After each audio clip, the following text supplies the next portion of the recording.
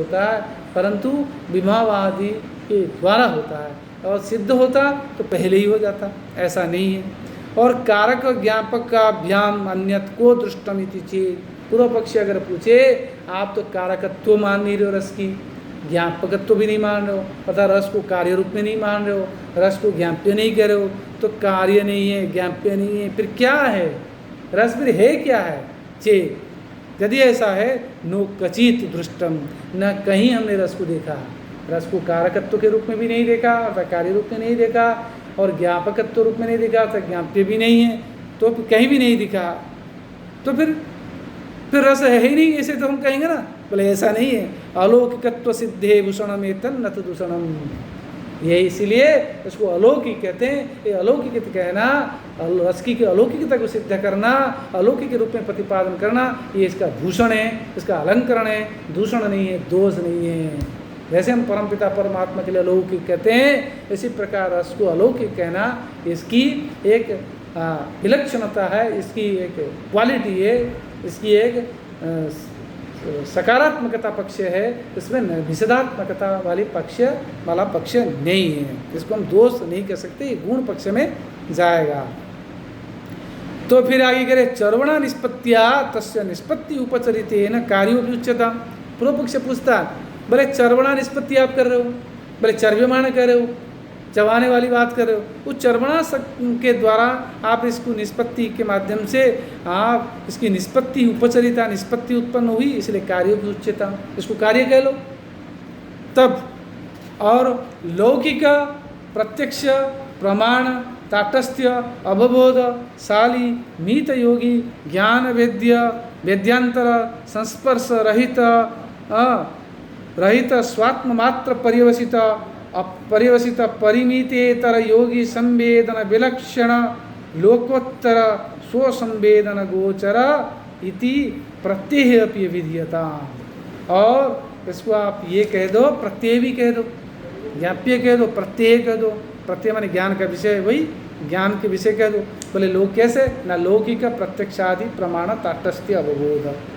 लौकिक जो है प्रत्यक्ष अनुमान शब्द, ये जो प्रमाण होते हैं, प्रत्यक्ष अनुमान उपमान आदि जो प्रमाण है, 4 प्रमाण न्याय दर्शन में कहा गया है, कहीं कहीं 3 भी मानते हैं, कहीं 5 मानते हैं, कहीं 6 मानते हैं।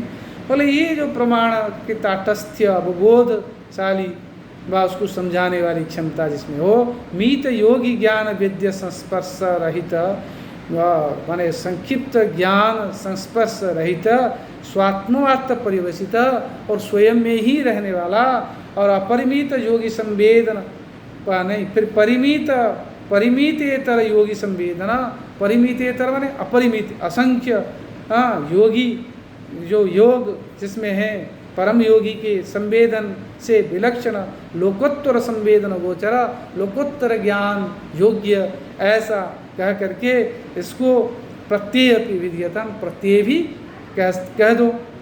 तद्ग्राहकम, तो ऐसा अगर कहेंगे कई कार्य और ज्ञाप्य और प्रत्यय ऐसा कह दो, ऐसा कहने वाले कौन है? पूर्व पक्ष वाले। ये आचार्य मम्मट नहीं कह रहे हैं या अभिनवगुप्त नहीं कह रहे हैं, ये आचार्य नहीं कह रहे हैं, ये पूर्व पक्ष अगर कोई ऐसा पूछे तो उस बात को उठाकर स्वयं कह रहे हैं कि ऐसे कुछ लोग कह सकते हैं, इसको कार्य कह लो, ज्ञाप्य कह लो, प्रत्यय कह दो। बोले ऐसा हो ही नहीं सकता, कार्य ज्ञाप्य प्रत्यय ये रस नहीं हो सकता, व रस के लिए हम कार्य ज्ञाप्य प्रत्यय नहीं प्रयोग कर सकते। क्यों नहीं कर सकते? न तद्ग्राहकम न च निर्विकल्पकम, क्योंकि उसका ग्राहक तत्व तो चाहिए ना। कार्य ज्ञाप्य प्रत्यय के लिए हमें ज्ञान ग्राहक तत्व चाहिए। कौन सा? सविकल्पक ज्ञान, निर्विकल्प ज्ञान। भाई तब ज्ञान होगा तब विषय होगा, चाहे सर्विकल्प हो चाहे निर्विकल्प हो। पहले निर्विकल्प ज्ञान नहीं है। कैसे? न विभावादि परामर्श प्रधानत्व, क्योंकि विभाव अनुभव व्यभिचारी भाव परामर्श से ही क्या होता? न रसास्वादन होता। जब तक विभाव अनुभव व्यभिचारी भाव वाली बात नहीं आएगी तब तक प्रत्यादि स्थायी भाव उद्बोधित नहीं होगा, व उसका अवबोध नहीं होगा, उसका आस्वादन नहीं होगा। प्रत्यादि स्थायी भाव की रस के रूप में अभिव्यक्ति नहीं होगी, क्योंकि विभावादि शब्द कह दिया। और विभावादि शब्दों का कथन होते ही निर्विकल्प ज्ञान नहीं हुआ। फिर निर्विकल्प ज्ञान कब होता? न किंचित नाम जात्यादि योजना रहितम किंचित इति ज्ञानम, तर्क भाषा में पढ़ा होगा आपने कि नाम जाति योजना रहित किंचित इति ज्ञानम। ऐसा तो नहीं है नाम जाति योजना रहित, ऐसा तो नहीं है। ये कह रहे विभाव अनुभाव व्यभिचारी संयोगात रस निष्पत्ति, ये कह रहे तो विभाव अनुभाव व्यभिचारी भाव की सत्ता के रूप में होने के कारण निर्विकल्प ज्ञान का विषय भी नहीं है। तो फिर क्या नापि सविकल्पकम, और इसको सविकल्पक प्रत्यक्ष भी नहीं कर सकते, ज्ञान नहीं कर सकते। क्यों? न चर्व्यमाणस्य अलौकिक आनंदमयस्य सो संवेदन सिद्धत्वा, क्योंकि सविकल्प ज्ञान जो होता है उसके नाम जात्यादि योजना सहित होता। वह कैसा है? काला है, पीला है, लंबा है, चौड़ा है, मोटा है, अमुक है, समूक है, ऐसा कुछ भी नहीं। क्या है? रस के बारे में जब कहेंगे नहीं चर्व्यमाण और अलौकिक आनंद में, ऐसे शब्द प्रयोग किया जाता है। चर्व्यमाण आप कहोगे चबाया गया, क्या चबाया गया, क्या बताओगे? चबाया गया, आप तो पान चबाएगा ना। चर्व्यमाण जो रस उत्पन्न हुआ वो रस को आप बता सकते क्या? ना, ये अनुभव का विषय हमने विषय कर लिया है, अलौकिक की अनुभूति होती है।